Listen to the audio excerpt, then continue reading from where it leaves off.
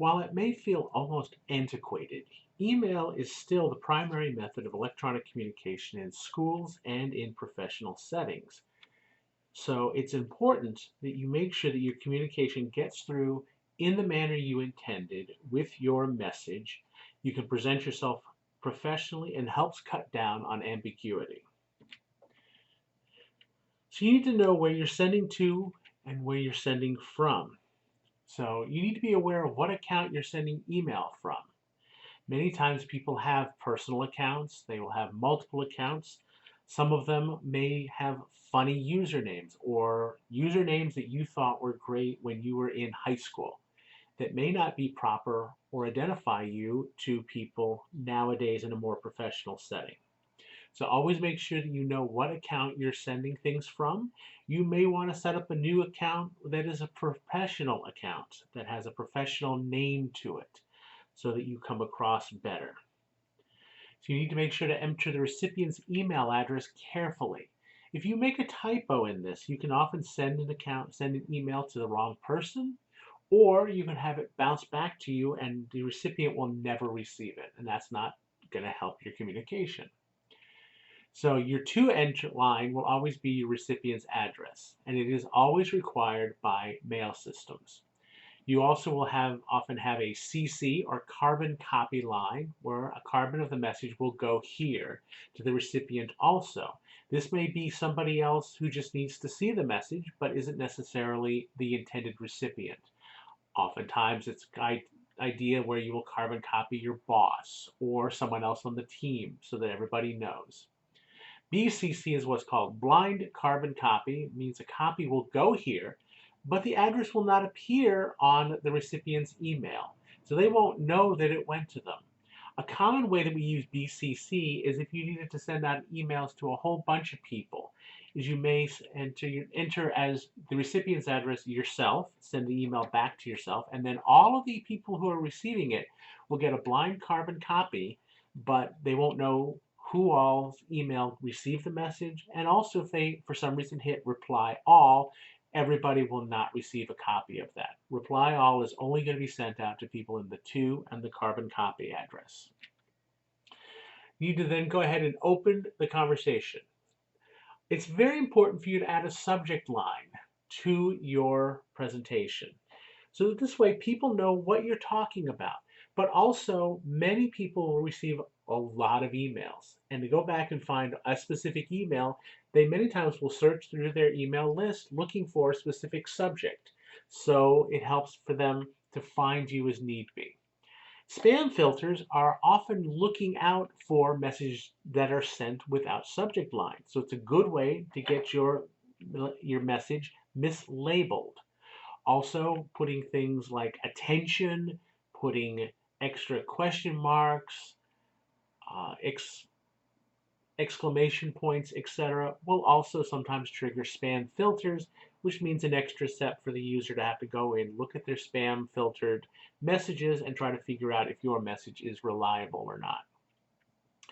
Then you want to start off by greeting the recipient if possible. Say, "Dear Ryan," whatever, just to, as you would for a letter. You need to make sure that you get a proper, concise body going. So write properly. Make sure that you grammar and spell check your messages as your system will allow you to, especially spell check. Try to avoid using text speak. So how are you with R for R and U for YOU. Again, is about being professional, how making things look, how making your recipient read your message and take it seriously. Make sure you provide enough information for the recipient. Just saying, "Oh, our class," doesn't help the recipient if you're talking to an instructor, because the instructor may be teaching 4 or 5 classes and may not know what class you are in off the top of your head. They have to look you up before they can even figure out what you're asking about. You need to give them details if you have a problem or if you have a message. Don't just, say it doesn't work. Explain what's going on with someone. Avoid all caps. In the internet, that's code for shouting. And usually if someone gets a message with all caps in it, they're going to either believe it's junk or they're going to ignore it. They certainly are not going to give it the attention that you want them to as the sender. And try to put lines between paragraphs to make it easier to read. You can't indent your first line within most email programs, so you need to separate out the information using extra spaces between the paragraphs. As I said, if you're writing about a class, be sure to include the course name or number, i.e., say CINS 101, section A01, not just our class. This way your instructor will know more quickly what class you're talking about and may be able to quickly look things up and get back to you with an answer in a timely fashion. When you're finished with your letter, finish strong. Close out your message with a signature. Give your name. This way, the instructor or the recipient can find you, can know who they're talking to, especially if it's coming from a personal account that may not really show your name. Or a very common thing is you have an account set up, you get married, you change your last name. All of a sudden, the recipient is getting an email from Mary Johnson, but knows you as Mary Smith. This helps cut down confusion. This is the point where you should double check the email address you're sending to. Make sure it looks good, that it's properly formed. It's a name @ something dot something, so the system doesn't yell at you. And this way, again, it looks good.